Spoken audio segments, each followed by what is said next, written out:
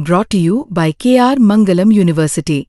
We provide you the platform to turn your dreams into reality. Give wings to your aspirations with KR Mangalam University. इस समय हम लोग बिल्कुल international border पर है, भारत और पाकिस्तान के बीच। और यहाँ पर जिस तरह का तनाव है, अगर आप मेरे पीछे देखें तो ये एक मोटर पोजीशन है। यहाँ पर इन्फेंट्री मोटर्स सेना के तैनात है और इन मोटर्स ने जबरदस्त कहर बरपाया था पाकिस्तान की पोजीशंस के ऊपर। और ये वही जवान हैं आज जो यहाँ तैनात हैं।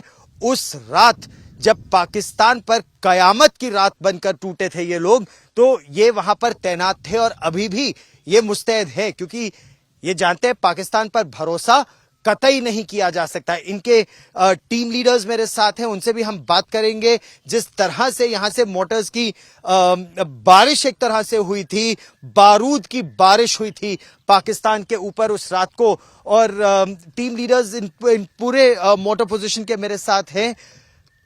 क्या टारगेट किया था आपने और किस तरह का नुकसान सरहद के उस पार हुआ था? यह उस रात की बात है जब दुश्मन की पोस्टों से हमारे पर फायर आया और हमने उन्हीं पोस्टों पर अपनी इन्फेंट्री मोटर से भारी तादाद में फायर गिराया और उनको मिट्टी में मिला दिया।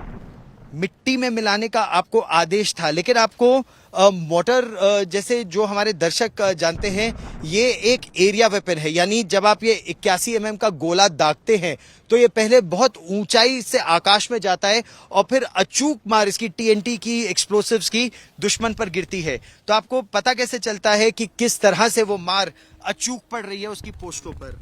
अगर इसके बारे में बताना चाहता हूं कि हमारा एक OP ऑफिसर होता है जो कि वहां पर टारगेट को देखता है और उसकी करेक्शन देता है। लेकिन आजकल आधुनिक तकनीक युग है जिसमें हम ड्रोन के द्वारा भी ड्रोन को ऊपर हवा में उड़ाकर उसके अंदर उसका व्यू देख सकते हैं और उस टारगेट को सही करेक्शन देकर उसको न्यूट्रलाइज कर सकते हैं। उस समय की क्या परिस्थिति थी ऑपरेशन सिंदूर के दौरान, आप क्या बता सकते हैं मुझे?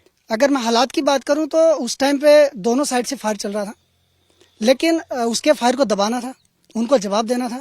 तो इसलिए हमने भारी तादाद में फायर करके उसको दबाना मुनासिब समझा, ताकि हम भी सेफ रहें और जो मेरे पीछे मेरे ग्रामवासी हैं वो भी सेफ रहें। इस चीज़ को देखते हुए हमने कारगर फायर डालने की कोशिश की। इसमें ये हमारा प्रशिक्षण का बहुत बड़ा हिस्सा है जिसको हम शांति काल के दौरान बहुत ध्यान पूर्वक इस चीज़ को फॉलो करते हैं। और जब शूट एंड स्कूट का मतलब ही यही है कि इससे पहले दुश्मन आप पे रिटेलिएट कर पाए, आपकी पोजीशन पे इफेक्टिव काउंटर फायर कर पाए, चाहे वो किसी भी माध्यम से हो, उससे पहले ही हम वहाँ से पोजीशन बदल के, इनफैक्ट हम लोगों ने ये चीज़ इतने बढ़िया तरीके से करी कि दुश्मन का फायर आना तो दूर की बात थी, हम लोगों ने दूसरी पोजीशन बदलकर उन पर फिर फायर कर दिया और गोले दाग दिए थे। उसने 4 दिन में ही अब लड़ाई खत्म कर दी है।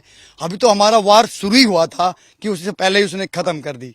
हम उनको एक संदेश देना चाहते हैं कि जो हमारे 26 लोगों का निहत्तों का खून बहाया है, जो सिंदूर पहुंचा है, हम उसको जहन्नुम तक नहीं छोड़ेंगे।